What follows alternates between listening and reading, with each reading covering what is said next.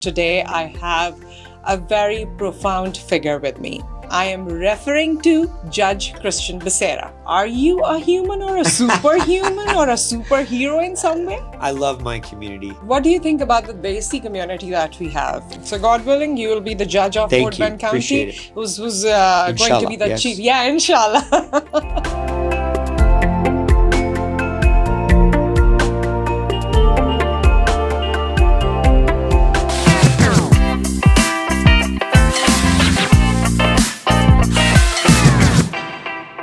Bismillahirrahmanirrahim. Assalamu alaikum. Greetings. This is the Nusrat Haris Show, and today I have a very profound figure with me.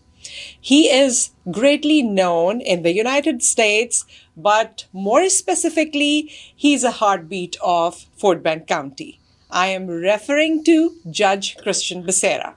Hi. How are you? I am fine. Good to see you. Good to see you. And thank you so much. I know that you are running here and there and you have a lot of work on your shoulders. And when I see your Facebook post, I feel sometimes I wanted to ask, are you a human or a superhuman or a superhero in some way?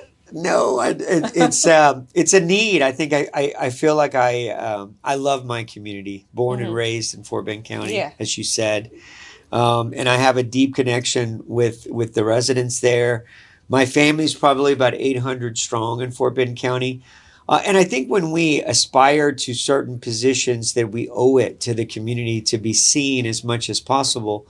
I wasn't the best kid. I think if you would have met me when I was 17, you would have said, "Oh, no, there's no way." And a lot of my classmates still say the same thing. They can't believe where I am today. But I think because of that, I think that it's my duty to get back out into the community to let others know that anything is possible. All is possible. Right? It's giving genuine light to the parents and expectation to the parents that their kid could become, their parents and the children as well. The children, we do a lot of work at the schools. I've got a lot of interns that come through my courtroom, and the mission is always to tell them that all is possible. Okay, I want to start with your childhood. I also live in Fort Bend County. Okay. So it was the same at that time, or it was different? No. What you remember as a child, and when you think of Fort Bend County? We've come so far in Fort Bend County. We now are the second most diverse county in the United States of America. When I was raised in Fort Bend County, I'm 55 years old. I was born in 1970. My wife and I both. That's a different story for a different time. That's a breaking news. Yeah, we'll get Although I'm not believing it, but that's the fact. It's a good story. Lacey and I, my wife, were actually born on the same day. Really? June 29th, 1970. She's 5 minutes older than us, than I am. Excuse me. She was born at 9:55, and I was born at 10 a.m. And had my mom not been had a troubled pregnancy, we would have probably been in the same nursery together, sitting right next to each other. It's crazy. Crazy since story. Been together. Yes. Well, no. Came to the world together. We came in the world together. Yes, it was a lot different. It wasn't as diverse. It was dominated by one culture, and things have changed. Man, we've taken a big change, and I really love the community that we've become. So you like the diversity that we have? I love the diversity. It's what makes us great. Yeah, it's because what makes us sometimes great. it's not taken that positively. Well, for some of the people that old Fort Bend County is what I call it, the way things used to be, very unforgiving, very, there was a lot of racism, outward racism in Fort Bend County. My father came from a different generation as well. He came from a time, well, I'll start at the beginning. So my grandparents, great-grandfather migrated to this country in the 1930s. Okay. And at the time, there's a railroad track that goes all the way through Fort Bend County. The north side was for people of color. Brown and black were segregated on the north side, and then the Anglos lived on the other side. Well, my grandfather, grew up and they opened a grocery store when they came over. My grandfather, they weren't getting enough business, so we went back to Mexico. It's where I'm from, Mexican American. And he opened a store there, met my grandmother, had my father, who was born in Mexico as well. But they made money in Mexico, and then they used that money to infuse into the business in the United States. Well, the business took off. My grandfather took over from my great-grandfather. And he wanted to invest in properties on the other side of, the south side of the railroad tracks, but they wouldn't let him. So he ended up buying most of the homes and most of the property on the north side. So then when people would migrate into the country, he would set them up. They'd have a home. They'd get groceries on credit. One of my great uncles sold furniture, and they would furnish the house for them. So the grocery store became kind of the hub of the community. From that family, settle them down. Yes, from that family, we've produced my aunt, who is one of my heroes. She was the mayor of Rosenberg, which is in Fort Bend County. First female, first person of color in the 90s. So it was a big achievement. And I think I've been pushed towards public service ever since. Because it was in your family. I think it is in your bloodline that you are pursuing it. Yes, I think it is. It's a legacy, a legacy of service. So there's in that home neighborhood where we're from in North Rosenberg, there's a community park that's named after one of my great uncles, who was a World War II veteran. He was a prisoner of war in Germany. His name is Tony Becerra. So there's Tony Becerra Park. The furniture guy, John Arredondo. There's a bridge that goes over the railroad tracks now that connects the segregated area to the non-segregated area. I think that's fitting. And it's named John Arredondo Bridge. And they're currently opening a new elementary school in LCISD called Becerra Elementary. Wow. So now that's an achievement. It is an achievement. It's a big achievement for my Uncle Tony. Yes. Great deal. Yeah. But I had to get a lot of my my bad times out of me. I wasn't the best kid growing up either. So once I got through that and started having kids, I started to settle down. I want you to explain that. What the bad kid was actually. My brother and I, my brother was the one that was, did everything right, National Honor Society. It's a good story, by the way. So I was having a lot of fun growing up in Rosenberg at Terry High School, and got in some trouble, and I was more worried about girls and having fun than I was school. And so anyway, I got accepted to, I did very well on my college admissions test. I get accepted to University of Texas in Austin, Hook 'em Horns. And the next day at school, at high school, something happened that pretty much shaped the rest of my life. So my counselor called me into her office. And what do you think she told me? It was, I just got a letter of acceptance from University of Texas. Congratulations, right? Wow, where did this come from? Because I wasn't the top of my class. But instead, and this goes back to the different times of the times when I grew up in Fort Bend County. She sat me down. Let me rephrase. She said, "Don't even sit down. This won't take long." She said, "I saw you got accepted to the University of Texas. Don't even think about going there. You'll never make it." Oh, the counselor. Seriously? Yes. I wasn't expecting this. No, the counselor that's supposed to push you forward actually told me that I'd never do it. You're good for nothing. Yeah, good for nothing. Exactly. So I left that meeting thinking, for the first time, somebody told me I couldn't do something. I didn't go to UT at first. I went to Texas State. Nothing wrong with Texas State. I stayed there for 2 years, but the whole time I was there, I kept telling myself, you're supposed to be in Austin. So I made the grades. I transferred to Austin. I graduated from UT Austin. Then I went to law school. And it's a happy ending because after I got done with law school, I got a job at the DA's office locally, a prosecutor in my home community, Fort Bend County. And I get a phone call from my principal at the high school, Harry Wright Sr. There's a school named after him, too, great man in Fort Bend County. And he said, "Christian, we're so proud of you. UT, law school, now you're a prosecutor at the DA's office. we want you to come back and talk to all the seniors and tell them what you did, to achieve your, your current position. So I remember I went home and I wrote this long, boring speech, everything that I'd done. Yeah. And I was nervous, and I got to the school to talk to the seniors, and I looked out on the front row, and there was the counselor. Oh, seriously? And I know we get taught by our parents and by our faith, and we're not supposed to enjoy making other people uncomfortable. But I had a lot of fun that day. Okay. I tell my daughters, I said, the proudest day of my life is when I had my 3 daughters, but that day is equal with having them, because... Did she recognize you? Well, I threw out the speech. Yes, she recognized me. Okay. And I said, let me tell you what happened to me when I went to school here. And she squirmed in that seat. And I never had to mention her name. She knew exactly who I was talking to. Yeah. And I told them the story. And it goes back to, I spend a lot of time at the schools now. And the message is always the same. And it started that day. Number 1, don't let anybody tell you you can't do something. And number 2, all is possible. I mean, you just have to put in the work. So... I don't think she, somebody tried to tell me once that she did it to try to motivate me. That's nonsense. She didn't. She did it because because she felt that. Yeah. Maybe. Yeah. She just didn't think that I did it. And I think a lot of it had to do with the times. But it has come as a blessing in disguise for you someday. Absolutely. Now I love it. Yeah. Now I'm a competitive beast. I love to prove people wrong. I love when people tell me that I can't do something, and I do everything in my power to make sure that they're wrong.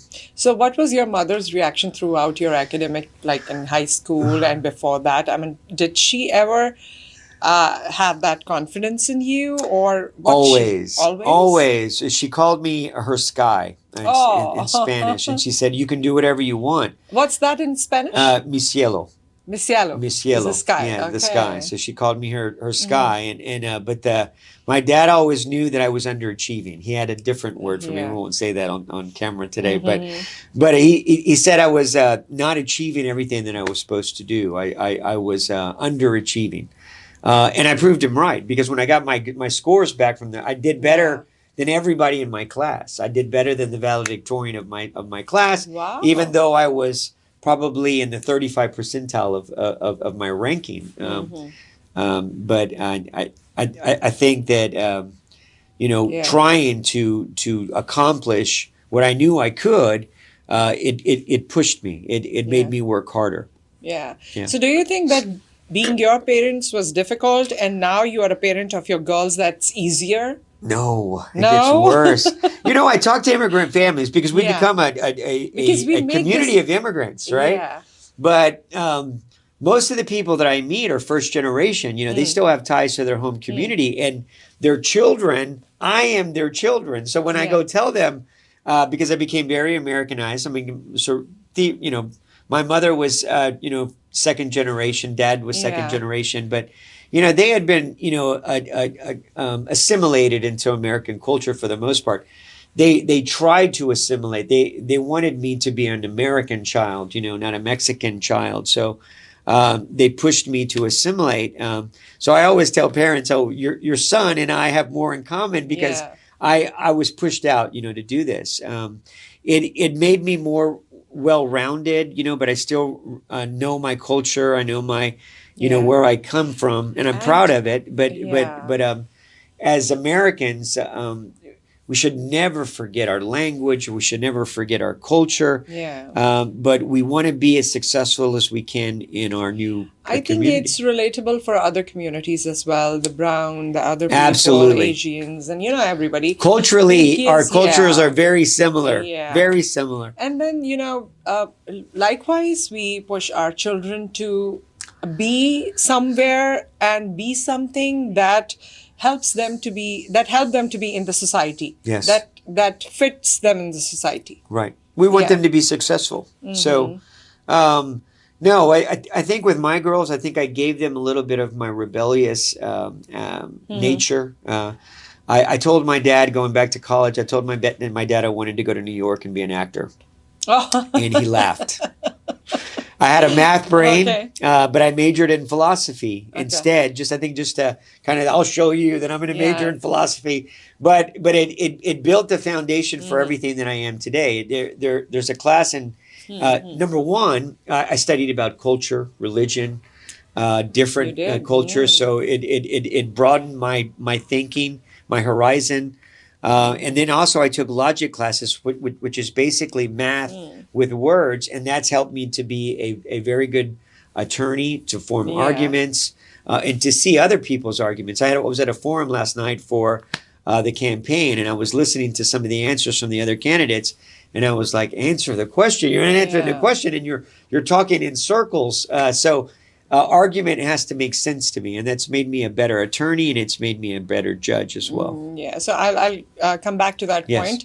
But what do you think about the Desi community that we have? A lot of people in Fort Bend and overall in Houston, you see a lot of Desi community, which we Yes. usually call them. So Yes.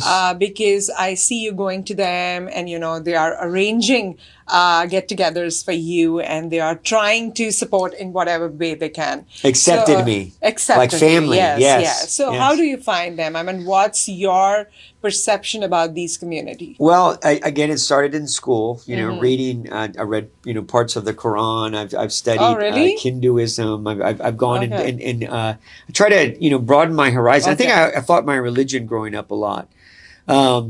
When I started the campaign, my first campaign manager was Nishu Siddiqui. She was born in Pakistan. Her family's from Pakistan. And she opened my eyes to a lot. And I got to spend some time in some of the mosques in Fort Bend County, in Merriam, and at Brand Lane. And I got to meet some of the people.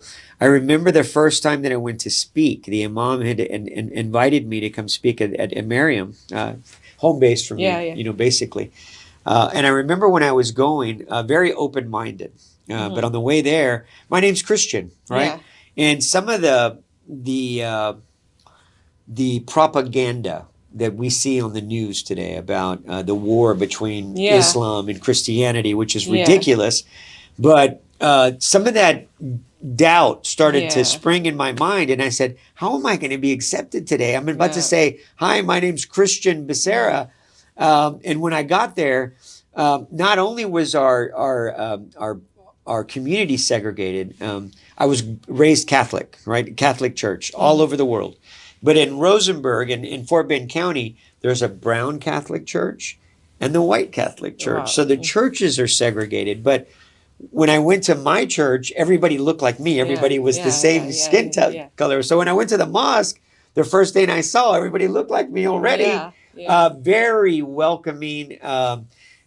We call our elders Theo, Tia, uncle, auntie. So Nishu was introduced to me. The uncle, come see us. So it was very similar. And then when I actually got into inside the mosque and saw the beauty of praying as one, which I still think it's beautiful.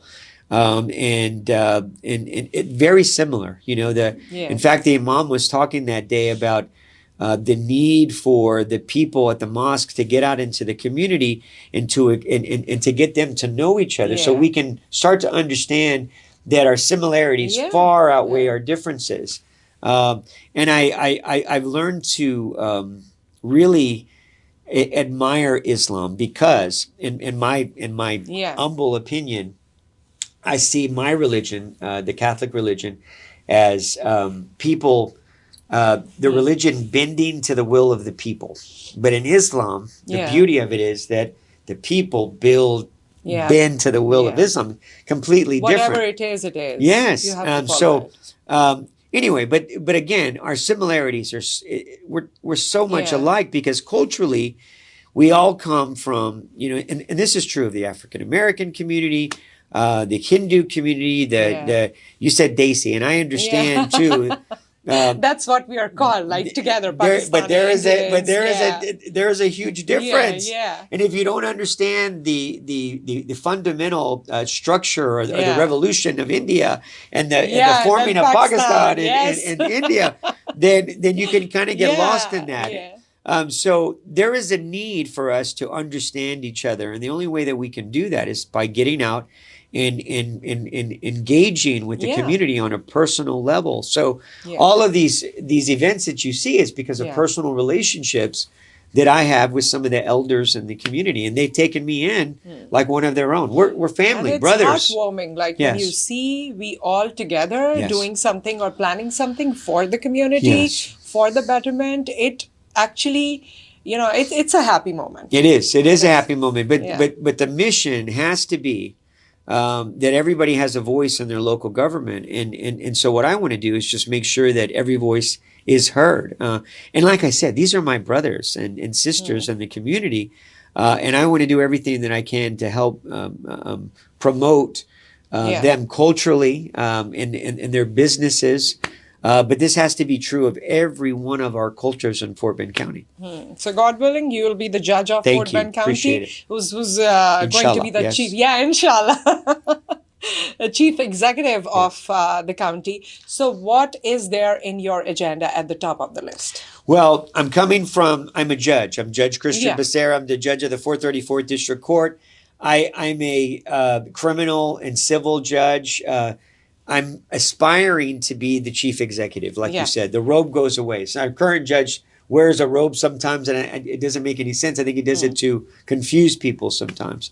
But in my role as district court judge, I became the administrative judge. I was voted by the other judges to be like the leader of, Yeah. of the courthouse. And I had dealings with commissioner's court. And what I saw, I cannot unsee.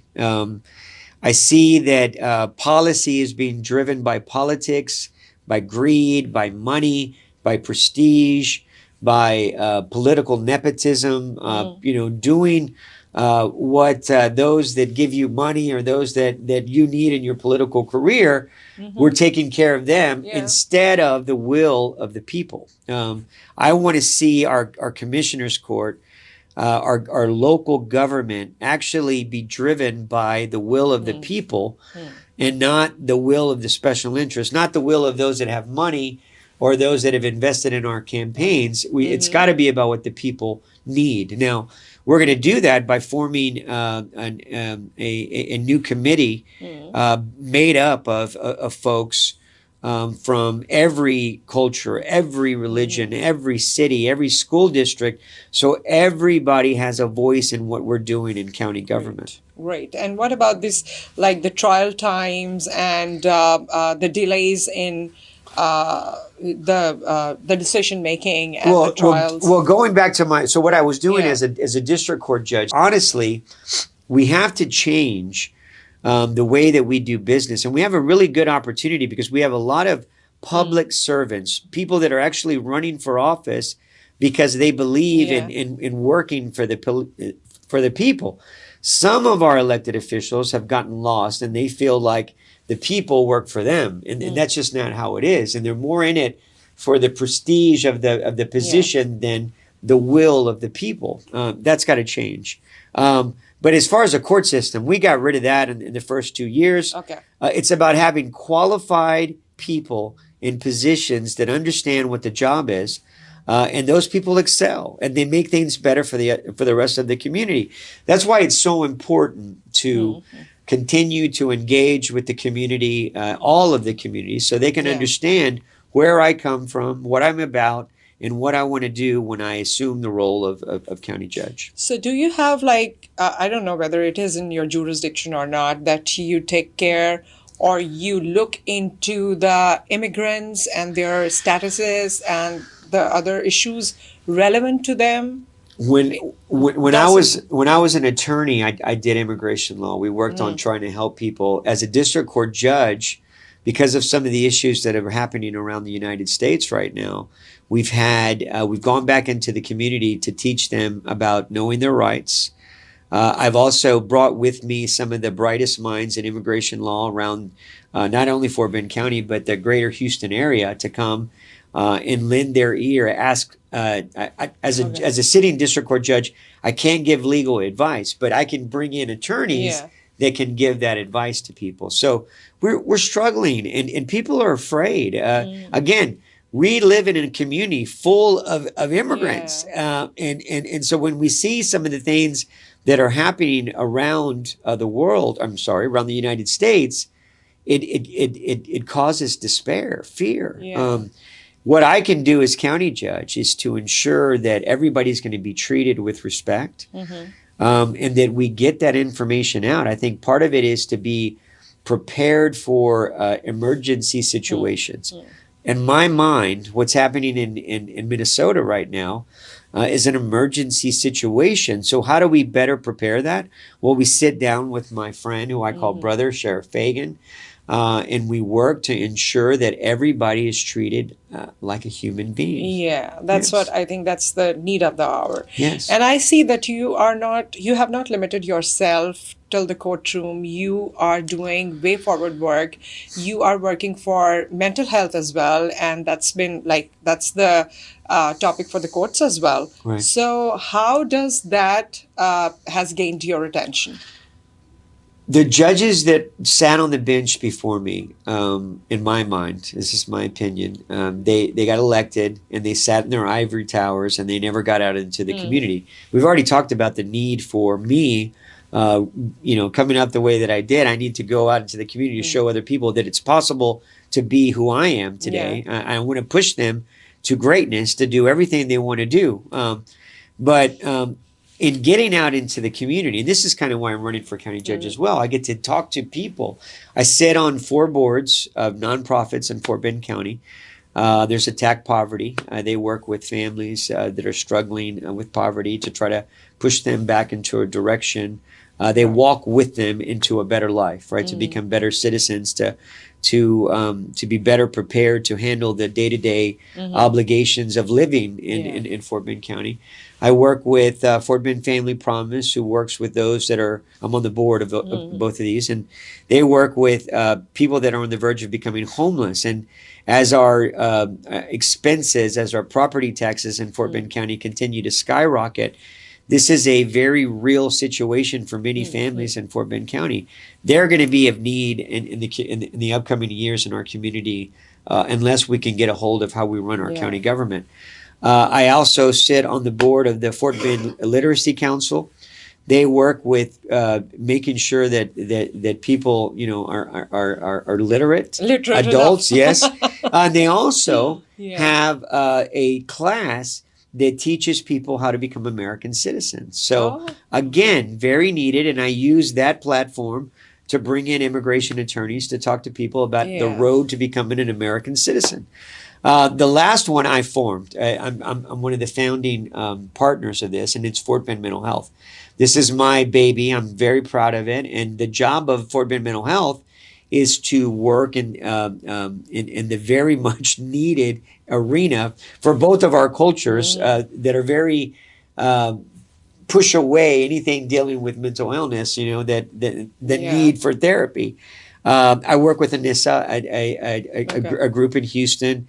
They're one of my partners. I love them to death. But what we all see is that many times we've got to find ways to erase the stigma that's associated with mental illness. And the only way that we can do that is by educating the public about the resources that are available to them, and to try to push them to learn more, right? To avoid. So as a judge, I see people come in front of me every day.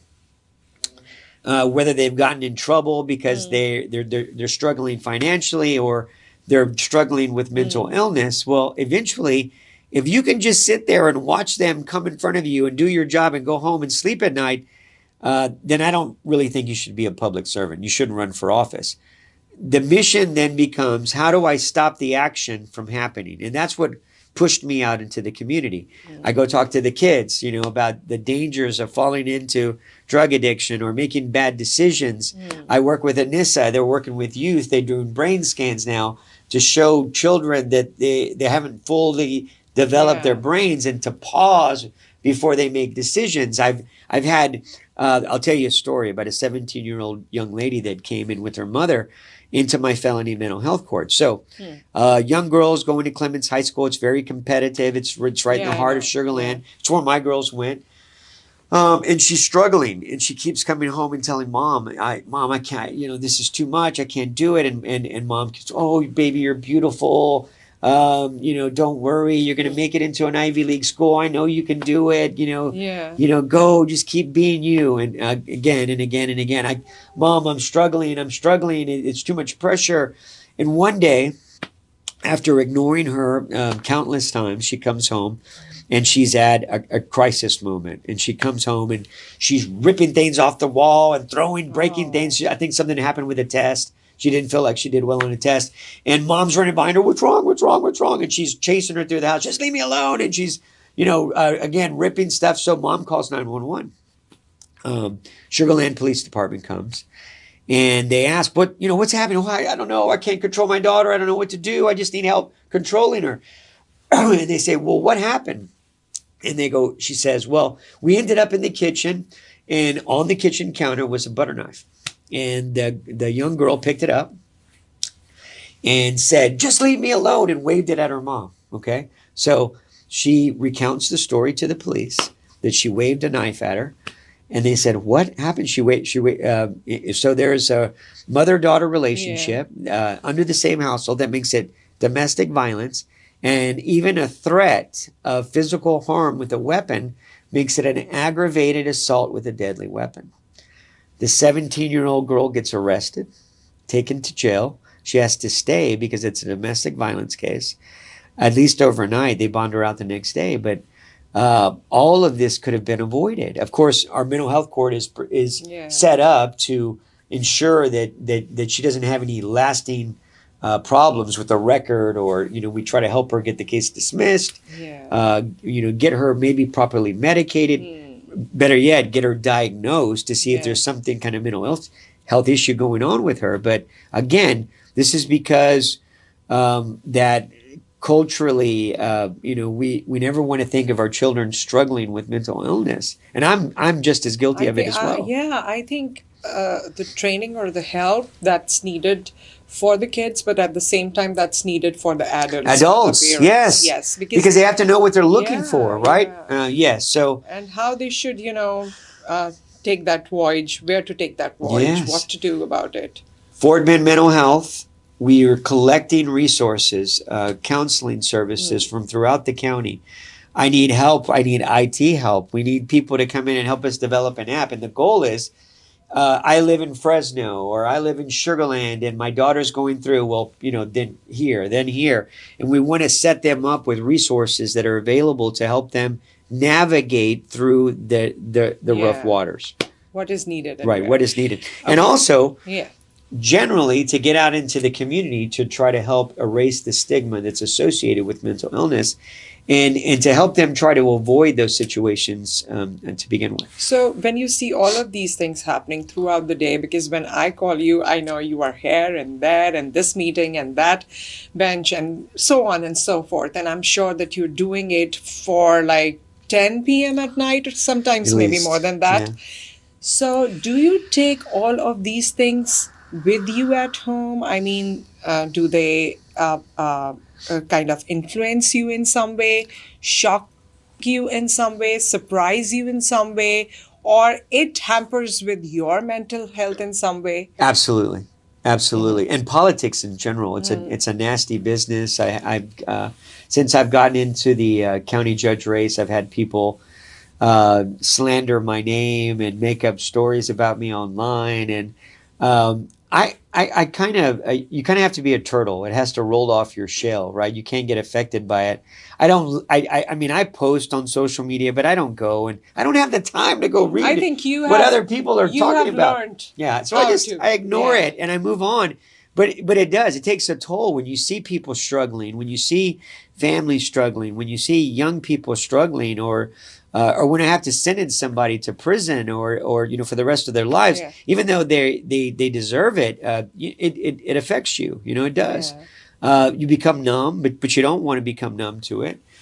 So I get up at 4:30. I read my emails. I exercise every day. I to try to get that anger.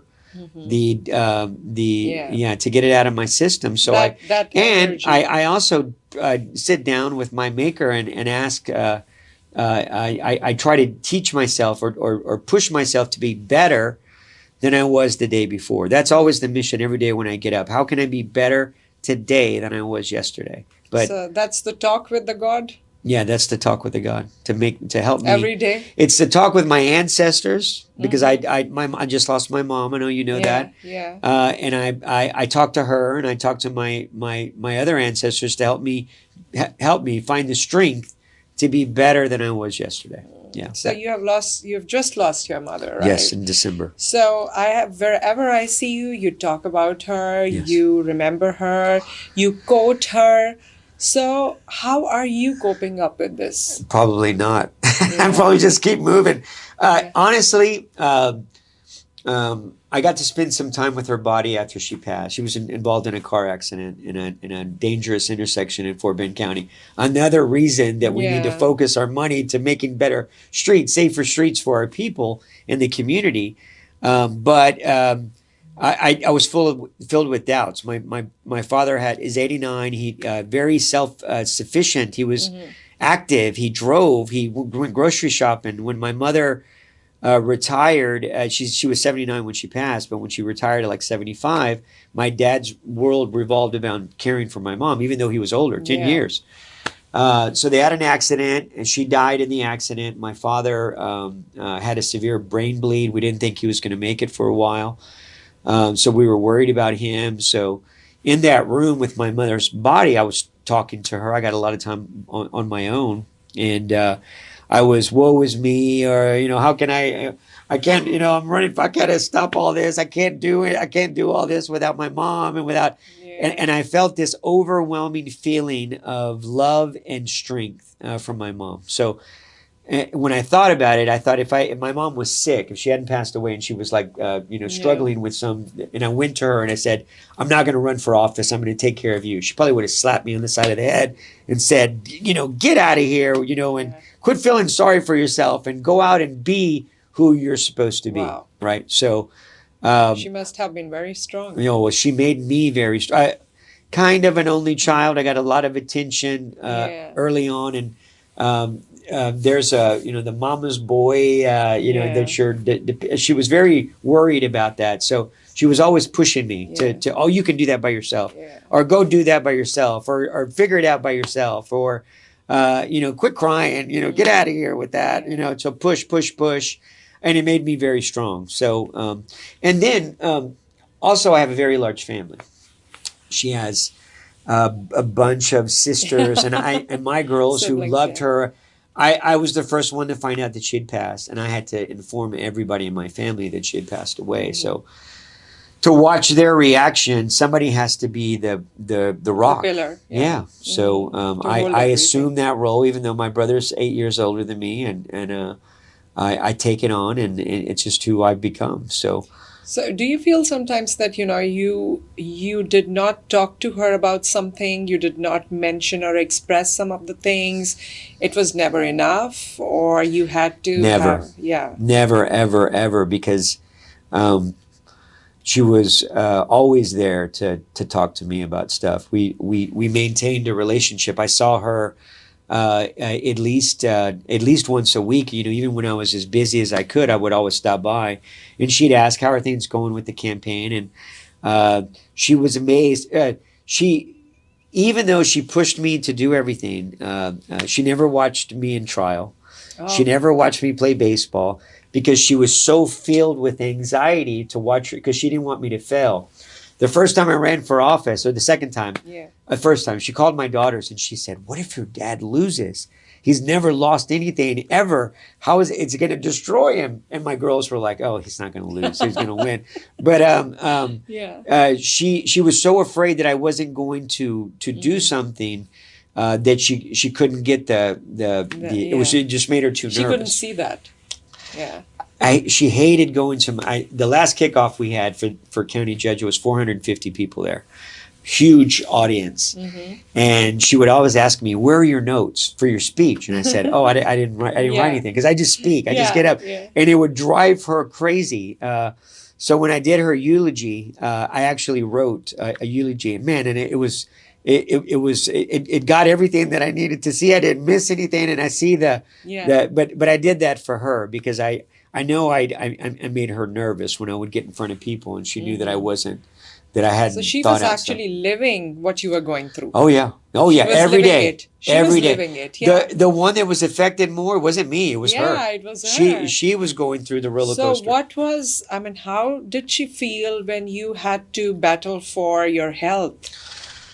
You are a proud cancer survivor. In September, it's all happening at once. In this life, you have seen and achieved almost everything. Well, in the last 6 months. So I was Yeah. diagnosed in September with prostate cancer, and I took it public, and I did it because 5 years ago, when my scores started to go up, the doctor asked me, "Do you have prostate cancer? It's hereditary." And I said, "Oh, doctor, you have the best patient ever, because I have 800 relatives in this area, and nobody in my family has prostate cancer." So fast forward to September, I have the biopsy. They find aggressive cancer in my prostate, and I told one of my aunts, and the next day one of my cousins calls me and he says, "Oh man, don't worry, you'll be fine. I had it. My brother had it. Your uncle Tony had it. All these people." And I'm like, "What? Why didn't you tell me? Why didn't you say something?" But men, Yeah. we're so, especially it's prostate, and everybody's afraid to talk about their health. In fact, my grandfather used to tell me, and he died when I was 8, but I still remember him saying, "Don't go to the doctor, boy, because when you go to the doctor, they tell you you're sick. So just don't go." That's the advice you get. That's how the thing. It's not healthy at all. But in prostate cancer, if you catch it early, it's 95% Curable. Yeah, curable. So I told the doctor when I went in, I said, "All right, do what you got to do, but I got to be back on my feet in a week." And that was my response to, "You have cancer." I didn't. It wasn't. That was what you were in front of people. Yeah, I just said, "Come on, let's go. What was happening inside? Get it done, and we'll get it out." Were you scared? Or No, because I'm on a mission. I have stuff to do. So again, I said I need to be back on my feet in a week. So how did you break it to your mother? I went and told. That was tough because they got worried, and it was aggressive. And I was very upfront, and I told them everything. But I said, the doctor said they get it out, and I'll be down for a week, and then I'll be back on my feet. Well, it's part of the story. So I had surgery the last week of November. Exactly a week was December 1st. I went back to the hospital to get all this stuff taken out of me. Just past December and November? Oh, yes, this is just bad this last November, December. That day that I went to the hospital to get everything taken out of me so I could be back on my feet, my parents were involved in the accident. So I was supposed to have a week off where I was supposed to stay home and heal while I was at the hospital with my father, dealing with the loss of my mom. So it all came at once.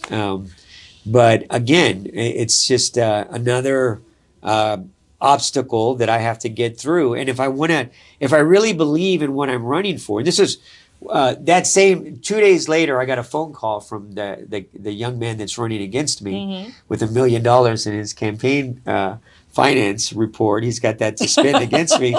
And he called and left me a message, and it sent me off because it angered me because I was dealing with everything that had happened. And he left a voicemail on my phone, and it said, "Oh man, we're so sorry you're going through all this.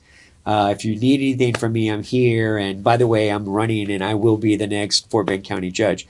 On a phone message, at first I was very angry about it because that's just not how you call me back. Talk to me. Sit down with me.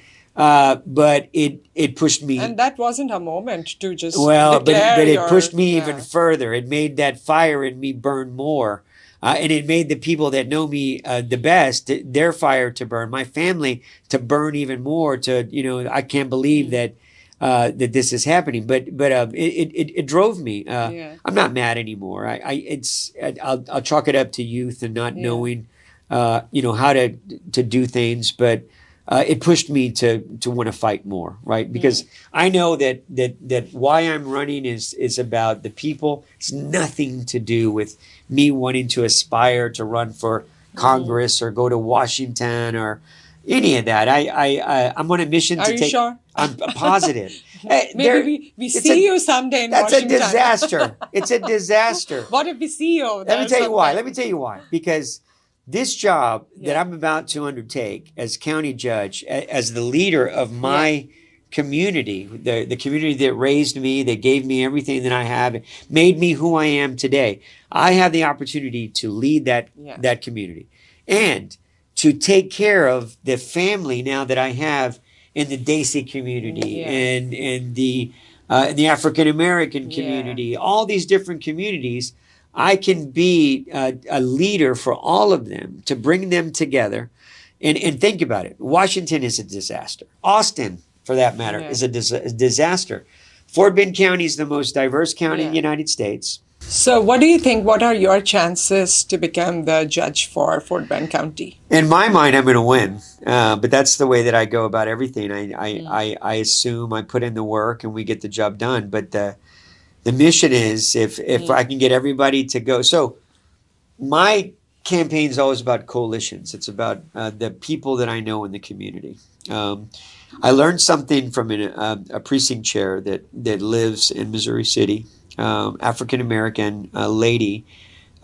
She's got a lot of pull in the community. She's an elder. She's an auntie for the community. Okay. So she would personally sit down and reach out to everybody in her network and say, I love Christian Becerra. He's the best person for this job, and you need to go out and vote for him. So that personal connection beats the endless mail and text messaging and all this other stuff that we use to get the word out. But I was at a debate last night, and the other people in the room were saying, well, when I win, I'm going to sit down with the people, the community, and I'm going to sit down with the department heads and figure out what they need. And my response was, I don't even have to do that because I do that every day already. So the mission is to get everybody out to go vote in the Democratic primary starting on February 17th. And if the people come out to vote, if the community that I've worked so hard to, that coalition, that fragile coalition that we've built, if it shows up, then nobody can beat us. Nobody can beat. I don't care how much money you have in your account. Okay, so how do you want, that's the last question. How do you want yourself to be remembered? I don't even think about that. Somebody called, my wife and I were driving in the car. It's ridiculous to me. And they said that, so my high school is named B.F. Terry High School, and it's named after somebody that was served in the Confederate Army. It's one of three schools left in the state of Texas that still have a Confederate name. And she was trying to convince me to fight to change the name. And I said, you're going to have problems because it starts with educating. People need to understand why it's important to change, number one. She goes, well, we were thinking maybe we'd name it, Judge Christian Becerra. And my wife spit out her drink and just started laughing. And so did I. I found it so ridiculous. There are so many other people in my community and my family that deserve to be remembered. I work to protect the legacy that they started. Tony Becerra Park, Tony Becerra Elementary, my grandfather, all the work that he did to build such a strong family in our community. I work to protect that legacy and to continue that legacy and to pass it on to the next generation. So I just want to be remembered as having passion for my community, for my entire community, not just my family, but because my family in my mind has expanded into the Desi community, into the African American community. I have family members from different cultures, different religions. It's beautiful. It's a beautiful network that we have. And I want to leave the world. This is what I always told my girls. I don't care what you do something and try to make the world a better place. That's it. For the people, for the humans. And in every religion, whatsoever it is, I think this is the basic preaching that we get. Tenet. That you have to work for people, for humans. Irrespective of their color, their background, or other discriminations. So I missed one of the things, very important things. And if I don't ask about her, I won't be doing justice to this program. So I want to know about your wife. I mean, she must have been a rock. My wife is We are, again, we were born on the same day, June 29th, 1970. I married an older woman. She's 5 minutes older than I am. We are a lot alike. We're fire, fire, fire all day. So she is, God bless her. Because I'll tell you a story. When I ran for judge, it was because I'd ended up in a courtroom and the judge didn't know what the judge was doing. And I said, this can't happen in Fort Bend County. We had just written our last tuition check for our third daughter. My baby's 27. The youngest daughter's 27. She's a doctor in St. Louis. She's delivering babies. Every time he says so, but every time I denies it. 27-year-old baby. My youngest. So we were 50. My wife and I were 50 years old. I'd been practicing for over 20 years. I was in like 20 counties around the state of Texas. We were making a lot of money and we were very comfortable and we're young, 50 years old. So instead I ran for judge. And when I win, we're celebrating that night. We're having dinner after I won the election. And she says, "How much do judges make anyway?" I had no idea. Okay. Because it wasn't about the money. It wasn't about that. It was about doing the job. So when I Google it, I had to ask her who had the keys because I cut my salary in half. My wife is a stay-at-home mom. She takes care of the kids. And she took care of the biggest kid, still me. She gets me out the door in the morning, and she has to listen to all my stuff when I come home. And but she maintains the base for us. And I cut half her salary out, so she was not very happy at all. And I think she was, and really in her heart, I think she wants us to lose because she wants us to go back to the lucrative career I had before. But she gets to see me how excited I am every day. Every day I go home late at night, I go to sleep, I wake up, I work out, and I'm running out the door to go do more. So she loves that. She loves me, so she loves what I do. So yes, God bless. And my father just moved in with us. Oh, yes. Just a week back. Sunday, and we're Thursday, so we're on day 4 with him living with us, and she's with him right now, and I think they're calling me right now to check on me, but it's been an adjustment for all of us, but I think this is what family is all about, right?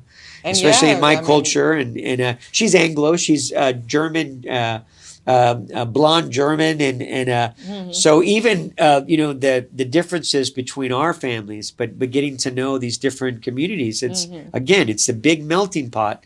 But yes, she is the rock of the house. Rock of the house, and the credit in your success all goes to her. The credit goes to her because she puts in all the work that nobody sees. Everybody sees all the stuff that I do. I get to take the pictures and have the interviews, but she's at home ensuring that I'm able to do what I do. Yeah. No doubt about it. No doubt. So anything and everything that you want to say to your people who are watching you right now? Just a message or, anything. Pray for me. Everybody pray for me. No, we've got a lot of work to do as a community in Fort Bend County. I'm very excited, and I hope you've seen anything today is how passionate I am about my community. And all I want is for us to find a way to work together and to take care of all of the people in our community. And that starts by developing relationships and understanding other cultures. And again, I'll say it one more time. In Fort Bend County, the most diverse county in the United States, battleground, red, blue, and those in a way have become the new religion of the United States. But we can work through all of that.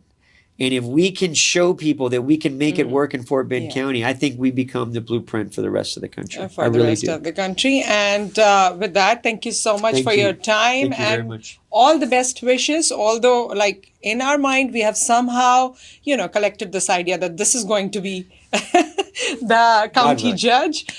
And there are other projects and products. Oh, yes. Yeah, that are in the Regardless, pipeline. we've got so many things that we're working on right now. Yes. So we'll be announcing that soon. Yes. Inshallah. Thank you so much once again. You have heard Judge Christian Becerra, and the election date. Just go out of your house and vote. Go vote. Have your voice heard. Early voting starts February 17th. Election day is March 3rd. Don't wait till March 3rd. Get out early.